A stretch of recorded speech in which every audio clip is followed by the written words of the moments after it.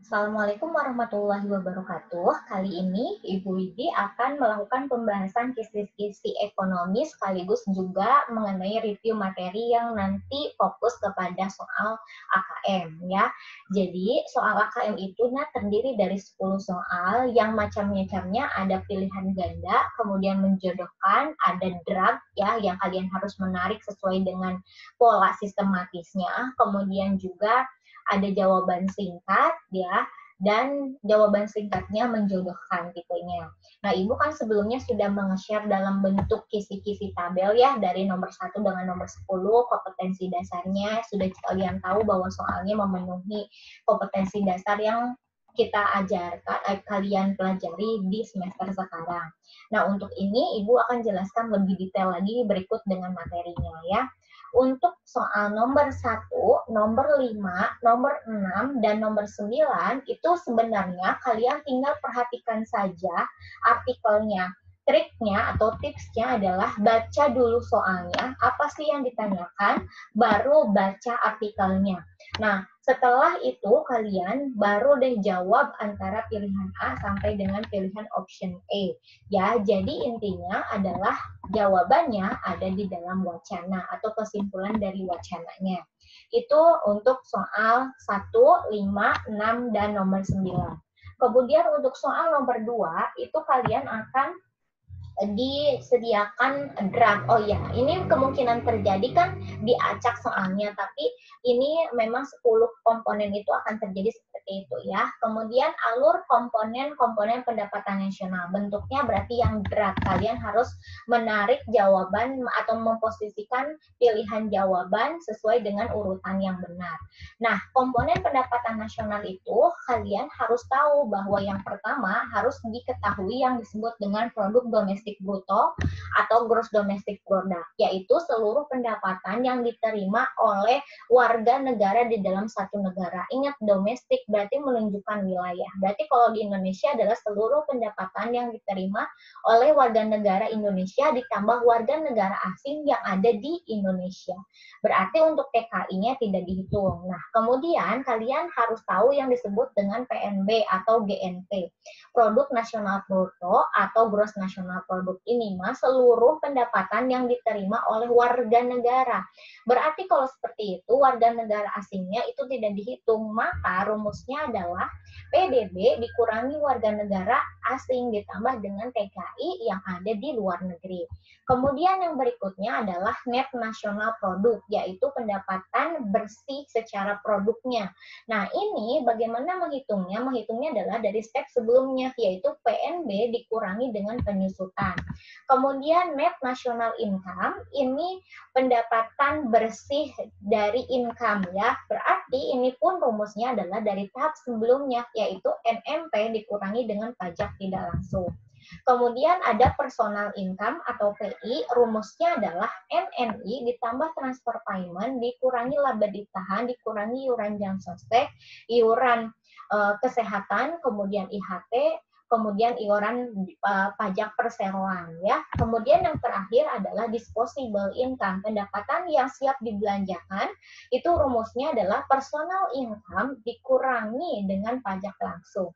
Jadi ini alurnya tidak boleh teracak karena kan rumusnya tadi ya saling terkait, yaitu yang pertama PDB, yang kedua PNB, yang ketiga PNNP, kemudian yang keempat NNI, kemudian PI, dan yang terakhir diakhiri oleh disposable income. Kemudian soal nomor 3 itu kalian akan ditanyakan mengenai kurva Lorenz. Apa sih kurva Lorenz? Kurva yang menghubungkan ataupun hubungan antara pendapatan yang didistribusikan untuk seluruh penduduk di dalam suatu negara.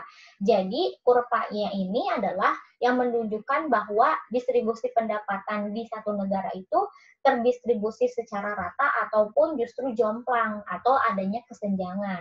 Karena kan lapisan masyarakat itu berbeda ya, ada masyarakat kaya, menengah, sampai dengan masyarakat bawah. Nah, apakah perbedaannya terlalu jomplang atau tidak itu bisa dilihat dari yang namanya kurva Lorenz. Lorenz. Nah, yang mana kurva Lorenz? Kurva Lorenz itu adalah garis Lorenz dari angka 0 ke M. Dari 0 ke M ini adalah patokan bahwa kalau misalnya datanya berada di titik sepanjang garis M, berarti distribusi pendapatannya bagus, yaitu rata. Antara yang tadi liga lapisan itu tidak terjadi kejomplangan, melainkan rata distribusinya. Atau antar wilayah, misalnya wilayah Pulau Jawa sampai dengan wilayah Sumatera, Kalimantan, itu didistribusikan pendapatan nasionalnya secara merata kepada seluruh penduduk di Indonesia. Nah, bagaimana dengan titik A, titik B, dengan titik B, P? Titik A, titik B adalah intinya semakin jauh ke garis Lorenz, semakin jauh dari garis lurus ini, maka distribusi pendapatannya semakin timpang. Ingat ya, timpang itu berarti adanya kesenjangan antara tadi lapisan masyarakat atau antar daerah.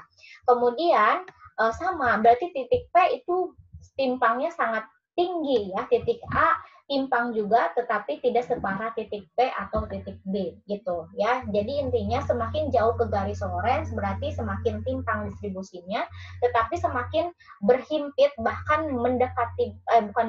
bahkan berhimpit dengan garis Lorenz berarti distribusi pendapatannya rata ya.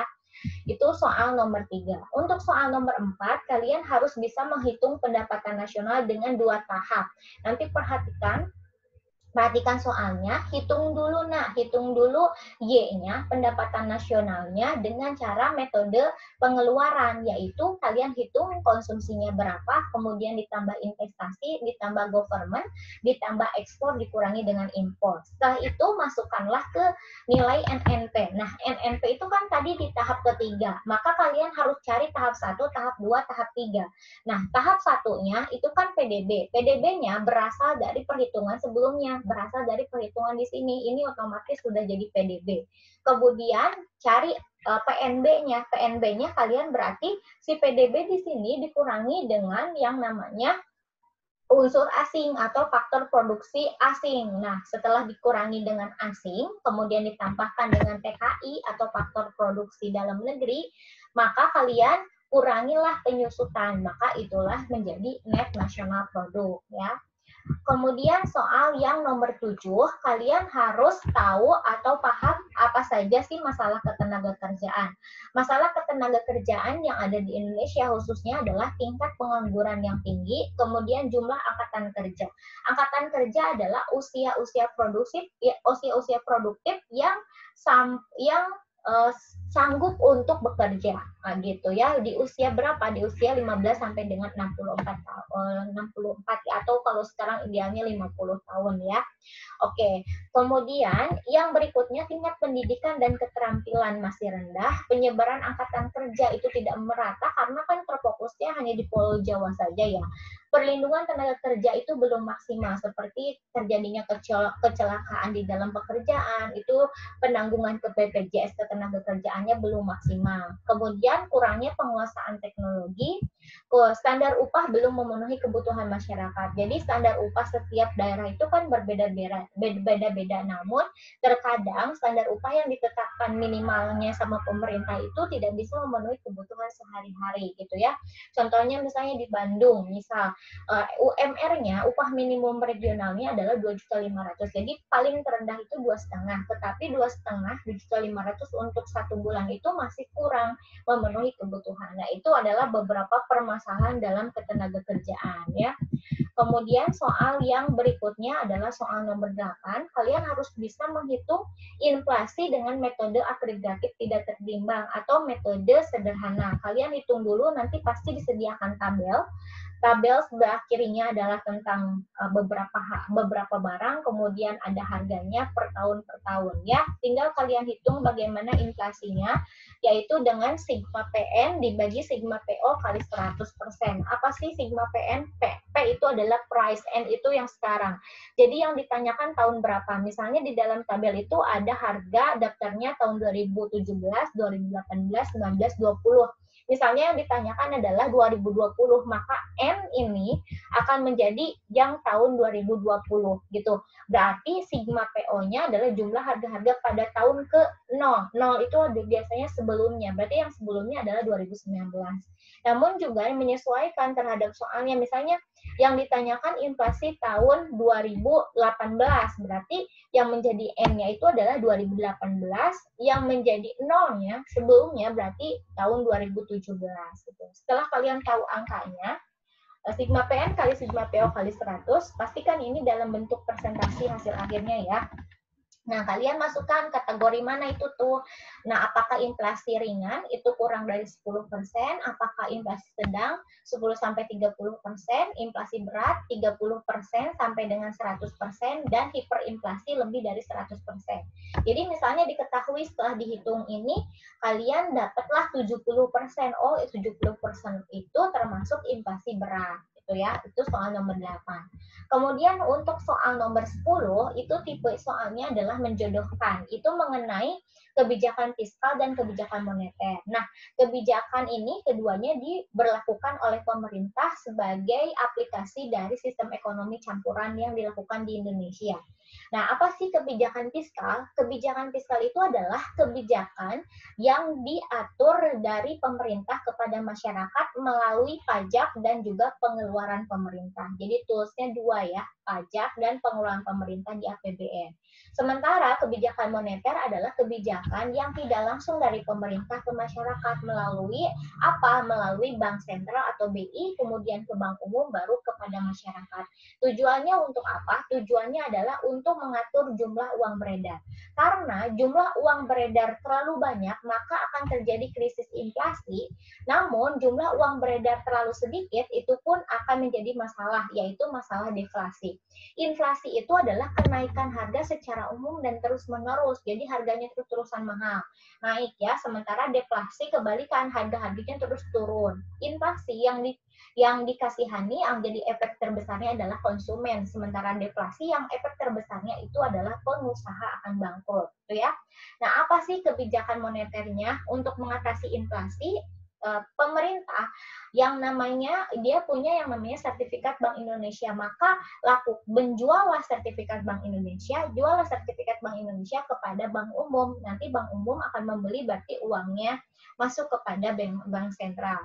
Kemudian menaikkan suku bunga bank itu dinaikkan supaya orang-orang banyak nabung kan, sehingga jumlah uang beredar kesedot. Karena inflasi ini keadaannya tadi, yaitu lagi banyaknya uang beredar. Kemudian menaikkan giro wajib minimum atau kas rasio, melakukan kredit ketat ya. Jadi supaya tidak terlalu banyak lagi uang beredarnya. Sementara deflasi itu adalah yaitu pengurangan harga ya, terus-terusan turun. Maka yang harus dilakukan adalah membeli sertifikat Bank Indonesia, menurunkan suku bunga, kemudian menurunkan cadangan minimum. Nah, itulah soal-soal dari nomor 1 sampai dengan 10.